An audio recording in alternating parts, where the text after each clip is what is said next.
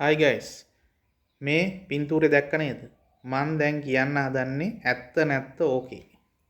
දැන් ඩෝබිලා මේ ඒ කාලේ මහින්ද රාජපක්ෂලා ගත්ත ආතල් ඒ ප්ලේනුත් කඩා වැටෙන්න තිබ්බ එක ගා මැරෙන්න හදනව නේද? මේක 2013 අප්‍රේල් 13 මේ පින්තූරේ මත්තල ගුවන් තොටුපළ විවෘත කරන එකට කටුනායක ඉඳන් මංගල ගුවන් ගමන කරපු පින්තූරේ. ඒකේ ඔය විතරක් නෙමෙයි ඉස්කෝලේ ළමයි මේ අගට බලන්නකෝ මේ පින්තූර ටිකත් ඒකත් දාන්නම්.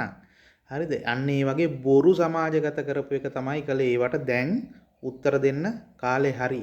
මොකද මේවා මේ රෝන්දේ ගන්න නෙමෙයි මත්තල ගුවන් තොටුපළ විවෘත කරනකොට කරුණායකින් ඉඳන් මත්තලට ගිය මංගල ගුවන් යානයේ ගත්ත පළවෙනි ඡායාරූපය. ඒක ඒ විතරක් නෙමෙයි ඉස්කෝලේ ළමයි සියලුම දෙනෙක්ව අරගෙන ගියා. ඒ වගේ ඒ වුණාට මේ වගේ අවලං කතා තමයි මිනිසුන්ට වැඩිපුර කිව්වේ. දැන් ඩෝබිලට රෙද්දේ අර මල පහ යයි ඇත්ත කතාවල් එළි වෙනකොට. ඔහොම යන් ඉතුරු ටිකත් කියන්න. දෙයියන්ගෙම පිහිටයි.